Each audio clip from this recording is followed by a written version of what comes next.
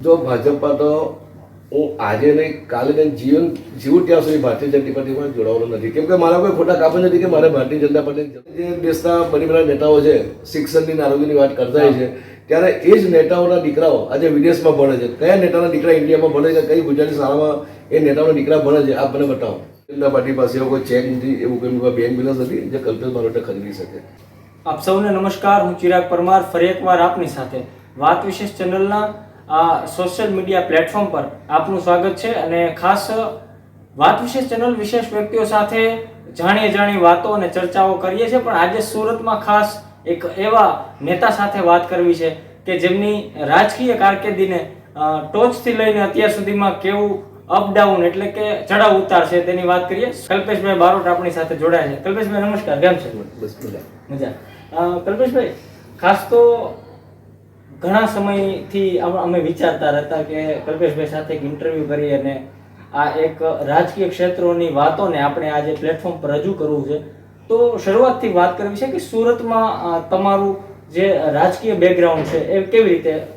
ચિરાગભાઈ, રાજકીય બેકગ્રાઉન્ડની જો વાત કરીએ તો આ કોંગ્રેસ પક્ષમાં મારા ફાધર 30 વર્ષ હતા. મારા મધર કોંગ્રેસ પક્ષમાં હતા અને છેલ્લા 35 વર્ષથી હું કોંગ્રેસ પક્ષમાં એક અડધા કાર્યકર્તા તરીકે મેં કામ કર્યું છે. પરંતુ છેલ્લા ઘણા સમયથી જે રીતે કોંગ્રેસના અને ખાસ કરીને સુરતના જે બની બેઠેલા નેતાઓ છે એમને વિપક્ષની ભૂમિકા ભજવાના બદલે શહેર ભાજપ હોય કે રાજ્યની ભારતીય જનતા પાર્ટીના નેતાઓ સાથે ઇલ્યુલું કરવામાં રસ હતો.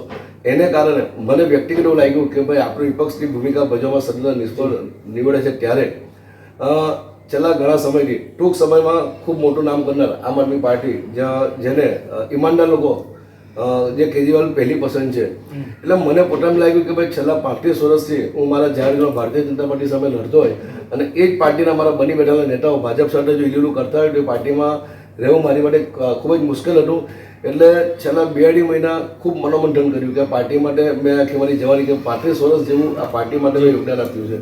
ત્યારે પાર્ટી છોડવાનો નિર્ણય મારી માટે ખૂબ જ અઘરો હતો અને છેલ્લા 2.5-3 મહિનામાં ખૂબ જ મનોમંથન કર્યું.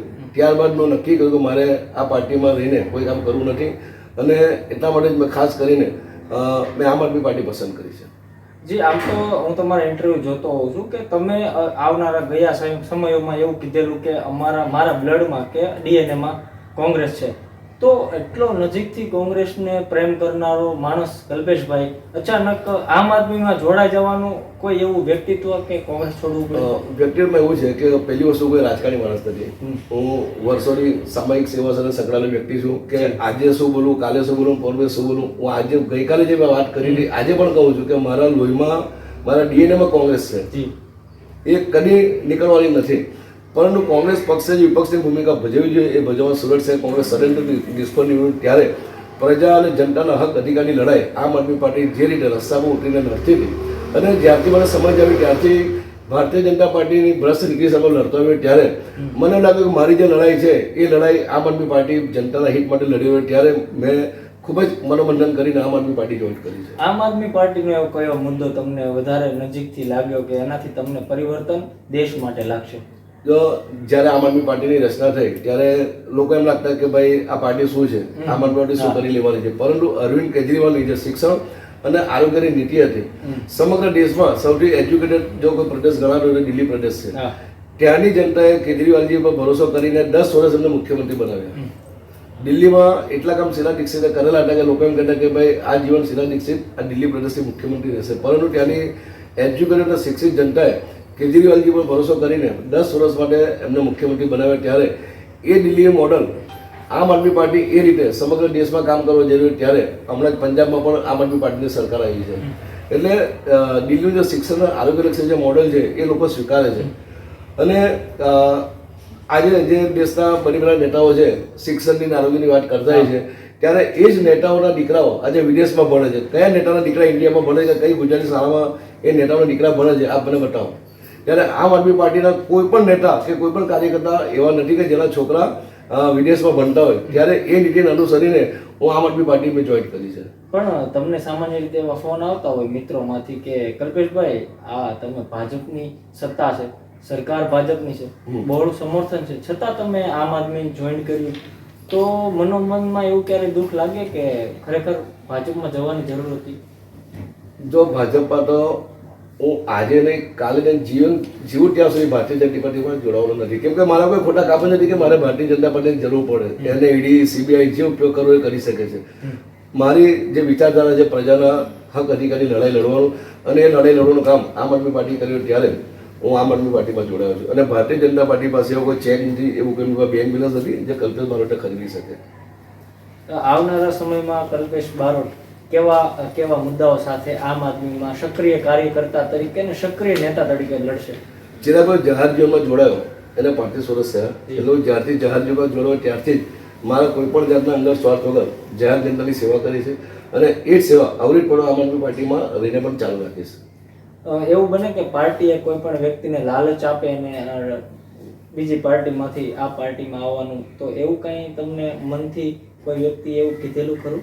મેં આપણે પહેલાં પણ કહ્યું કે ભારતીય જનતા પાર્ટી પાસે એવો કોઈ ચેક નથી જે કલ્પેશ બારોટને ખરીદી શકે.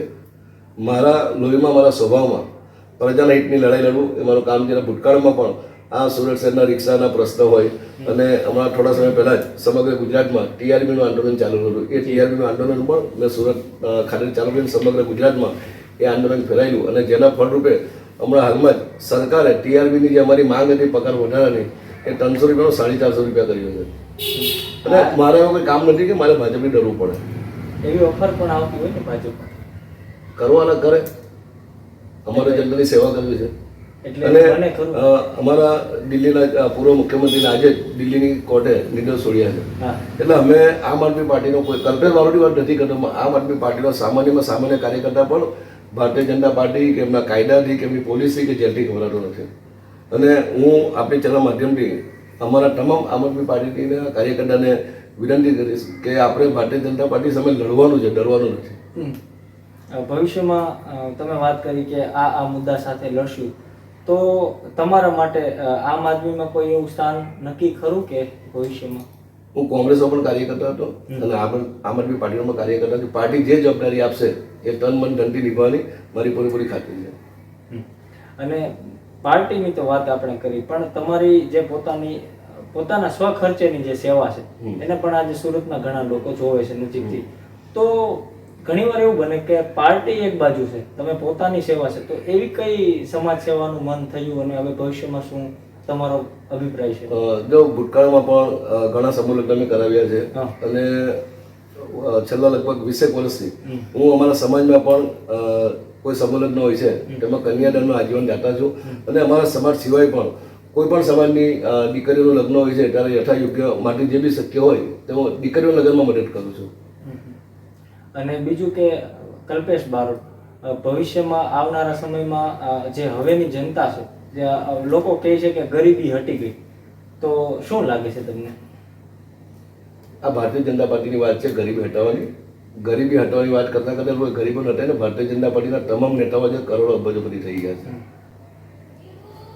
આવનારા સમયમાં તમે વાત કરી કે આ પ્રશ્ન સાથે અમે આવશું, તો આમ આદમી પાર્ટીના આગામી સમયમાં કેવું વર્ચસ્વ તમને લાગે છે? આની પછીની જે ચૂંટણી છે તો આમ આદમી પાર્ટીની વિચારધારા છે જનતાની સેવા કરવાની. અમે કોઈ સત્તા માટે કોઈ સંઘર્ષ નથી કરતા. એ ભારતીય જનતા પાર્ટીને સોંપી દીધું કે સત્તા માટે ભાઈને ભાઈની સાથે લડવાના, હિન્દુ મુસ્લિમ કરવાના. અમારી પાર્ટીનું નામ જ છે આમ આદમી પાર્ટી છે, સામાન્ય લોકોની પાર્ટી છે. આ પાર્ટીમાં આઈએએસ, આઈપીએસ અને પોલીસ કોન્સ્ટેબલ સુધીના લોકો પણ પાર્ટીના કાર્યકર્તા છે, ભવિષ્યમાં બનવાના છે. સામાન્ય શહેરમાં રિક્ષા ચાલક પણ આમ આદમી પાર્ટીનો કાર્યકર્તા છે. વકીલના વ્યવસાય સગા લોકો પણ અમારી પાર્ટીના કાર્યકર્તા છે. આ કોઈ પરિવારની પાર્ટી નથી, સામાન્ય જનતાની લોકોની પાર્ટી છે. એટલે જ અમારી પાર્ટીનું આમ આદમી પાર્ટી રાખવામાં આવ્યું છે. કોંગ્રેસમાંથી કેવું એવું ગુણ છે કે જે તમને ગમ્યું પણ છોડવાનું મન ન થયું? મેં જ્યારે રાજીનામું આપ્યું ત્યારે પણ મેં કહ્યું હતું કે મને કોંગ્રેસ પાર્ટી જે આપ્યું છે એ મારી હેસિયત કરતાં મને વધારે આપ્યું છે. પણ કોંગ્રેસ વાળું મુખ્ય કારણ એક જ હતું કે કોંગ્રેસના લોકો એમ કહે છે કે આમ આદમી પાર્ટી ભાજપની બી ટીમ છે. પણ મારો તો છેલ્લા 35 વર્ષનો અનુભવ છે, અને ખાસ કરીને છેલ્લા 10 મિનિટની વાત કરું કે સુરત શહેર કોંગ્રેસના જે નવા પ્રમુખ બન્યા છે એ જ ભાજપની બી ટીમ તરીકે કામ કરે છે. એટલે મને વ્યક્તિગત એવું લાગ્યું કે આ પાર્ટીમાં કામ કરવું માટે શક્ય છે. એટલા માટે 3 મહિના મનોમંથન કર્યા બાદ મેં કોંગ્રેસ પક્ષ પરથી રાજીનામું આપીને આમ આદમી પાર્ટીમાં જોડાયું. બીજું કે મને કોઈ સત્તાની લાલચ હતી તો ભારતીય જનતા પાર્ટીમાં જોડાતે. ભારતીય જનતા પાર્ટી પૈસાદારોની પાર્ટી છે, અદાણી અંબાણીની પાર્ટી છે. આમ આદમી પાર્ટી ગરીબોની પાર્ટી છે. અને આ કોંગ્રેસ પક્ષમાં 35 વર્ષ જેટલો મેં મારું યોગદાન આપ્યું છે પાર્ટીની અંદર. છતાં પણ પાર્ટી મને ટિકિટ નથી આપી, ટિકિટ માગી છે, મારી ટિકિટ કોઈના કોઈ કારણથી કપાઈ છે, છતાં પણ હું કોંગ્રેસ પક્ષના કાર્યકર્તા તરીકે કામ કર્યું છે અને એ જ વિચારધારા સાથે હું આમ આદમી પાર્ટીમાં જોડાઉં છું કે પાર્ટી ટિકિટ આપે ના આપે, મારું કામ છે જનતાની સેવા કરવું, એ જનતાની સેવા કરતો રહીશ. ગયા વર્ષમાં નિલેશ કુંભાણી જેવા વ્યક્તિને ટિકિટ આપી અને છેલ્લે આખરે કોંગ્રેસને આ વારો આવ્યો, એના વિશે ક્યારે મન દુઃખ થયું કે એના વિશે તમારે રસ્તા પર આવવું પડ્યું ને એ બધું ઘણો બધો સમયો જોયો એવો? તો મેં કહ્યું ને કે કોંગ્રેસ, સુરત સાહેબ કોંગ્રેસ ભાજપની બી ટીમ છે. નિલેશ કુંભાણીના પૈસા કોઈ આપ્યા, એની ખરીદી કોઈ કરી, બિનહરીફ સાંસદ કોણ બન્યો, અને જ્યારે એનું ફોર્મ ભરાયું ત્યારે કોંગ્રેસ પાર્ટીના નેતાઓની જવાબદારી આવે છે કે એનું ફોર્મની ચકાસણી કરવાની, એની સાથે કોંગ્રેસ પક્ષના માણસ મૂકવા જોઈએ, પાર્ટીના કાર્યકર્તાને એની સાથે ડમીમાં ફોર્મ ભરાવવું જોઈએ, નહીં કે નિલેશ કુંભાણીના વ્યક્તિગત માણસોને. એટલે ભાજપને બી ટીમ તરીકે સુરત કોંગ્રેસ કામ કરી રહી છે એવું મારું સ્પષ્ટ માનવું છે. કોંગ્રેસમાં આટલો સમય 35 વર્ષની તમારી જીવન છે, એમાં કોંગ્રેસમાં વફાદાર નેતા તરીકે તમે જે વિતાવ્યું, પરંતુ કોંગ્રેસમાંથી એવો ક્યારે મનાવવા માટે ફોન આવે કે ભાઈ કલ્પેશભાઈ આવી રીતે તમે હજી પણ સમય છે એવું કંઈ? ના, ફોન તો ઘણા આગેવાન કાર્યકર્તાના આવ્યા છે, પરંતુ મેં કહ્યું કે મારી વિચારધારા હંમેશા ભાજપ સામે લડવાની રહી છે. પાર્ટીમાં રહીને 35 વર્ષ સુધી ભારતીય જનતા પાર્ટી સામે લડતો રહ્યો હોય, આજે પણ સુરતમાં પીએમ સાહેબની સભા હોય કે સીએમ સાહેબની સભા હોય તો પહેલું નામ મારું હોય છે કે ભાઈ કલ્પેશભાઈ રિટેન કરી લો. અને આટલી લડત લડ્યા બાદ પણ શહેર કોંગ્રેસના નેતાઓ ભાજપના એજન્ટ તરીકે કામ કરતા હોય ત્યારે પાર્ટીમાં રહીને કામ કરવું મારી માટે શક્ય હતું. એટલે ખૂબ મનોમંથન કર્યા બાદ આમ આદમી પાર્ટીમાં જોડાયો છું. આમ આદમી પાર્ટીમાં તમે જોઈન થયા, એમાં પહેલું પગ મૂક્યો, એ પછીનો પાર્ટીનો કેવો પ્રતિસાદ તમને મળે છે? કોંગ્રેસે વાત કરું તો જ્યારે બી કોઈ સંગઠનની વાત આવતી ત્યારે નિમણૂક થાય એમ કહેતા કે ફલાણા જૂઠો માણસ છે, ફલાણા જૂઠો માણસ છે, આ ગ્રુપનો માણસ છે. આમ આદમી પાર્ટીમાં જોડાયા બાદ આજે મને લગભગ 15-20 દિવસ થયા છે. પાર્ટીમાં જોડાયા બાદ જે કોઈ બી કાર્યક્રમમાં હાજરી આપી છે, જે કોઈ બી કાર્યક્રમમાં ગયો હોઈશ, ત્યાં એક પરિવાર સાથે મળતો હોય એવું મને અંદરથી આભાસ થાય છે. એટલે ખાલી પાર્ટી બદલી છે પણ જે મારી લડવાની જે રીત છે, જે ભારતીય જનતા પાર્ટી સામે વર્ષોથી લડતો રહ્યો છું, એ લડતો રહી. અને આમ આદમી પાર્ટી એક પરિવાર જેવું હોય એવું મને લાગે છે. એ જ વસ્તુ આપને કોંગ્રેસમાં ન મળે. હવે ભૂતકાળ થઈ ગયો છે, એની ચર્ચા કોઈ બી યોગ્ય નથી. કેમ કે આજે પાર્ટી છોડીને જો પાર્ટીને દુર્ગુણ કહીશ તો હું એટલો નબળો માણસ નથી કે પાર્ટી મને ખૂબ જ આપ્યું છે કે આજે એની વાત કરું. પણ જે કારણથી મેં પાર્ટી છોડી છે એ મેં આપણી ચેનલના માધ્યમથી આ શહેરની જનતાને મતદારોને મેં કહી દીધું છે કે કોંગ્રેસ છોડવાનું મૂળ કારણ શું હતું. મને કોઈ સત્તાનો લોભ લાલચ નથી. પાર્ટી જે જવાબદારી આપશે એ પાર્ટીના કાર્યકર્તા તરીકે હું કામ કરીશ. મેં જોયું છે તમારો પેલું પોતાના સ્વખર્ચે અને સૂર્યની સાક્ષીએ પરસેવો પાડી અને તમે રસ્તા પર આંદોલન કરતા જોયા છે. રેલવેના આંદોલનમાં જોયા છે, ટીઆરપીના આંદોલન હોય કે નાના વ્યક્તિઓ માટે અનાજના આંદોલન હોય, અનાજ ચોરીના. તો આવા આંદોલનમાં તમે ત્યાં સક્રિય કાર્યકર્તા તરીકે ભૂમિકા નિભાવી, તો હવે આમ આદમીમાં પણ એવું કરવું પડશે? વિપક્ષની જવાબદારી જે હોય છે કે સરકારની જે ખોટી વાતો હોય, જે સરકારના ભ્રષ્ટાચાર હોય તે ઉઘાડા પાડી અને જનતાની સેવા કરવી વિપક્ષનું કામ હોય છે. અને એ કામ આમ આદમી પાર્ટી છેલ્લા 5 વર્ષ સુરત શહેરમાં ખૂબ જ સારી રીતે કરી રહી છે. એના કારણથી આમ આદમી પાર્ટીમાં જોડાયો છું. વાત વિશેષના દર્શકોને છેલ્લો સવાલ એક કરું કે આવનારા સમયમાં દર્શકો આપણા છે અને શું સંદેશો, શું અભિપ્રાય આપશો? હું આમ આદમી પાર્ટીના કાર્યકર્તા હોય કે શહેરના મતદાર હોય કે બીજી જે કોઈ બી પાર્ટીના કાર્યકર્તા હોય એમને એટલું જ કહીશ કે તમારે ખરેખર જો વિપક્ષ તરીકે આ જનતાની સેવા કરવી હોય, સુરત મહાનગરપાલિકાનો ભ્રષ્ટાચાર મુક્ત શાસન લાવવું હોય તો આમ આદમી પાર્ટીમાં જોડાઈને ભાજપ સામે લડો, ડરતા નહીં. એટલે જ આપણી ચેનલ માધ્યમથી આ શહેરના મતદારોને કાર્યકર્તાઓને વિનંતી કરીશ. ફરીવાર કોઈ નવા વિષય સાથે વાત કરતા રહીશું. કલ્પેશભાઈએ પોતાનો પક્ષ રજૂ કર્યો, તેમને આમ આદમી જોઈન કર્યા બાદ ઘણી બધી વાતો, ચર્ચાઓ કરી. ફરીવાર કોઈ નવા વિષય, વ્યક્તિ સાથે મળતા રહીશું. નમસ્કાર.